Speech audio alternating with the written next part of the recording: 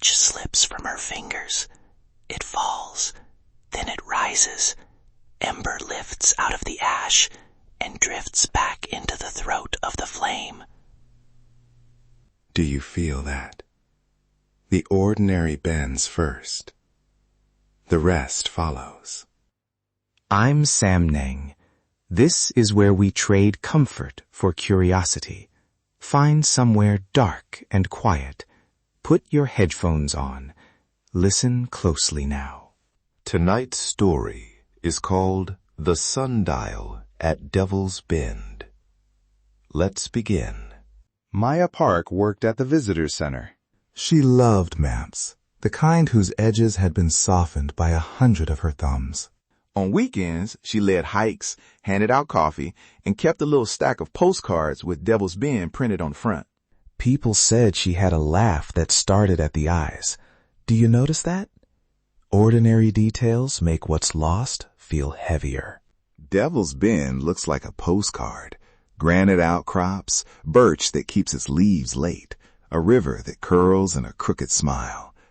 Half buried in a slope there is a carved disc of local stone, streaked with lichen. People called it the Sundial, and they joked about it like you joke about a rattlesnake. Beautiful from far off, best left alone up close. In '97, Maya and two friends drove up for a long weekend. Cooler of sandwiches, a flask someone tucked away like a secret. They pitched tents, traced constellations, told each other stories to keep the dark sociable. Listen closely now. On the second morning, a tiny thing slipped sideways. A watch began to run counterclockwise. Coffee that had cooled steamed as if warming. A spoon clinked back into a hand. They laughed it off at first. We must be tired, someone said. The first rationalization is always human. Then Maya heard her name before it was spoken. A voice folded over the clearing. Maya. She stopped mid-step.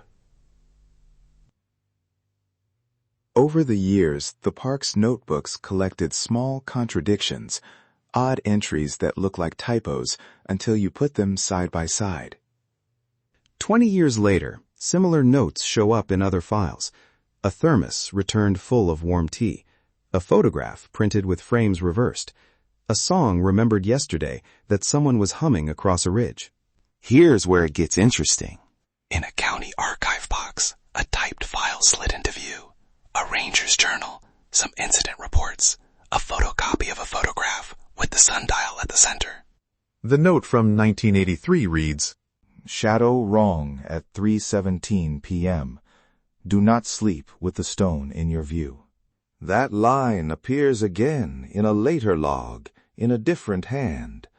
Rules appear when nothing else makes sense. Never camp when the shadow points the wrong way. Pack up if the sundial turns toward the trail.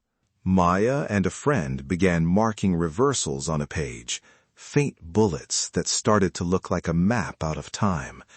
A spoon unclinked itself. A burned patch on a sleeve smoothed back to cloth. They kept laughing until the laughter thinned. Claire found footprints that led backward into the trees, heels pointing like someone stepping into yesterday. She followed them. They stopped at the sundial. She stood in 2 minutes of sunlight and decided to wait for what shouldn't happen. This is the moment. The hour folded like a page. Questions were answered before they were asked.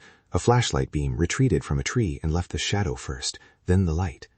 The logic that keeps us safe stretched thin and then unstitched. Claire watched a version of Maya walk away down a path Maya had taken years before. For a second, their eyes met across time. Stepping toward the sundial was not neutral. The choice to move forward here carried a cost. Someone, somewhere, might be unmade from the thread of time. When dawn came, the campsite was missing a person. Names on the ranger's clipboard blurred like pencil smears. Some reports closed with a shrug. Others went into boxes marked unresolved. Locals began leaving coins and ribbons at the stone, small offerings to a place that refuses to sit still. Years on, Tara keeps a folded map in a drawer. She traces routes with her thumb, the way some people say a prayer. I go because it's the only place she could be, she told a reporter once.